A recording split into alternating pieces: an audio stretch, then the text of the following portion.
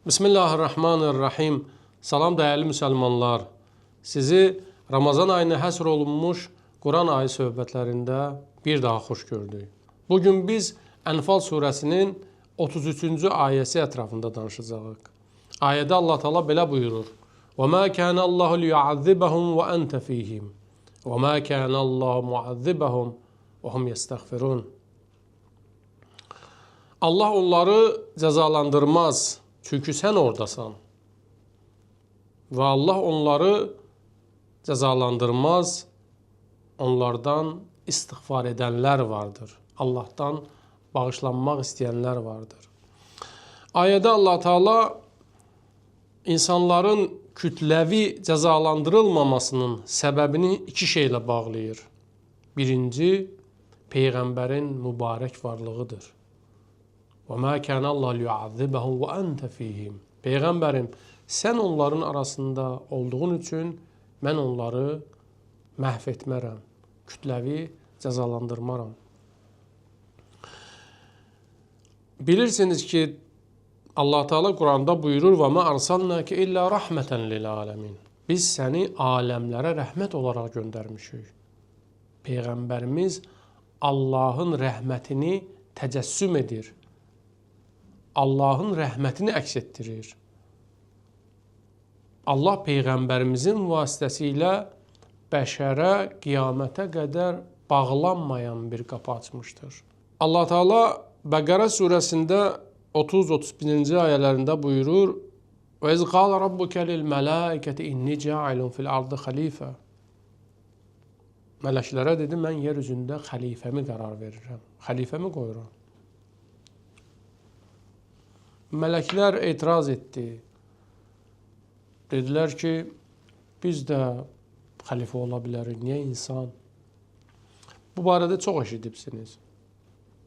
Allah buyurur: "Və alləmə Adəməl əsmə kullaha, sümmə aradahum aləl mələikə, fəqalə ənbiuni bi əsmə haula in kuntum sadiqin." Buyurur, Adəmə bütün elmləri öyrətdi. Sonra mələklərə dedik ki, bu elmlərdən bizə xəbər verin. Sizin bu elmlərdən heç məlumatınız var? Onlar dedilər, xeyr, Rəbbimiz, sən bizə nəyi öyrədibsənsə onu bilirik. Allah Teala ayədə buyurur, biz yer üzündə xəlifəni qoymuşuq. Və o xəlifəyə də bütün elmləri öyrətmişik. Buradakı elmdən məqsəd də təkcə bilgi deyil, təkcə nəzəri elm deyil. Söhbət əməli elmdən gedir. Söhbət qüdrətdən gedir. Allah Peyğəmbərlərinə möcüzələr verib. Qüdrət vermişdir Həzrəti Süleymana. Allah Teala bu ayədə buyurur, qiyamətə qədər nə qədər yer üzü varsa, kainat varsa, Allahın xəlifəsi də mövcuddur. Bugün Peyğəmbərin yolunun davamçısı vardır. Nə qədər ki, Allahın yer üzündə elçiləri vardır, xəlifələri vardır, Allah kütləvi surətdə insanları məhv etməz. Yəni, bütün kainatı aradan aparmaz, insanları kütləvi olaraq qırmaz. Bəziləri belə düşünür, Peyğəmbərə də bu sualı verdilər. Dedilər ki, Allah bizi məhv eləsin.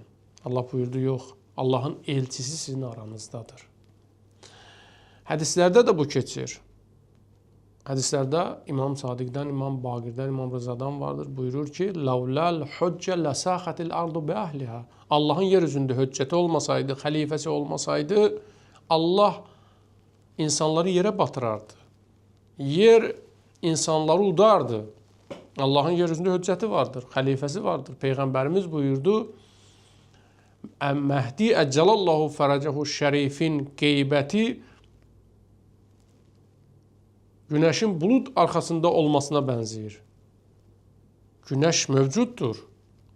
Bulud qarşısını tutub, amma öz nurunu əks etdirir. O bulud çəkiləndən sonra imamət və vilayət günəşi bütün dünyaya saçacaqdır. Amma bugün bulud o günəşin qabağını kəsib, onun nuru yer üzünə az saçır. Amma onun nurundandır insanlar hidayət olurlar. Bugün müsəlmanların nəyi varsa Əhl-i Beytin nurundandır. Bugün Əhl-i Beyt davamçılarının nəyi varsa İmam Zaman Əccalallahu Fərəcəhu Şərifin nurunun sayəsindədir. Ona olan o ümidin, ona olan o sevginin nəticəsidir ki, bugün Əhl-i Beyt alimləri düşmənlər, zalimlar qabağında dayanırlar. Bugünə qədər Əhl-i Beyt elmini qoruyublar, mənəviyyatını qoruyublar. O mənbəyə olan sevginin, məhəbbətin, ümidin nəticəsidir ki, bugün alimlərimiz, şiələrimiz, müsəlmanlarımız, dindarlarımız düşmən qabağında möhkəm dayanıblar. Ümid olmasaydı, onlara olan sevgi aradan geçsəydi, dirənməzdilər. Alimlərimiz bir ömür elm oxuyurlar, özlərini Şam kimi əridirlər, İslamı, dəyərlərini, marifini təbliğ edirlər. Niyə insan bu qədər Allahına, dininə bağlanır? Əhl-i Beytin nurunun sayəsində, İmam Zaman ağanın gəlişinə olan o ümidin nəticəsindədir. Ona görə də Allah Teala buyurur ki, Peyğəmbərim sən və Əhl-i Beyt, imamət, vilayət, Allahın xəlifələri nə qədər insanların arasındadır, Allah onları kütləvi məhv etməyəcəkdir.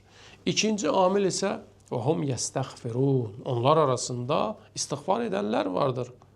Allahdan bağışlanmaq istəyənlər vardır. Hədislərdə keçir, təattaru bil-istiğfar. Peyğəmbərimiz buyurur, özünüzü istiğfarla ətirləyin, mənəviyyatınızı təravətləndirin.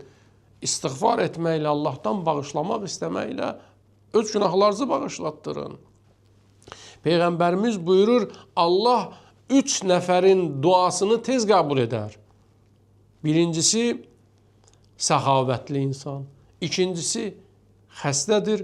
Üçüncüsü də istiğfar edəndir. Allahdan bağışlanmaq istəyən şəxsdir. Allah bu 3 dəstəni, 3 nəfəri daha tez əfv edər. Ramazan ayı əfv ayıdır, güzəşt ayıdır, istiğfar ayıdır.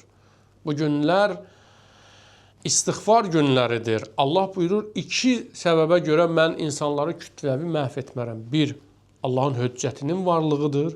İkincisi də insanların Allahdan bağışlamaq istəmələridir. Bu ay rəhmət ayıdır, bağışlanmaq ayıdır. Allahdan bağışlanmaq istəyək.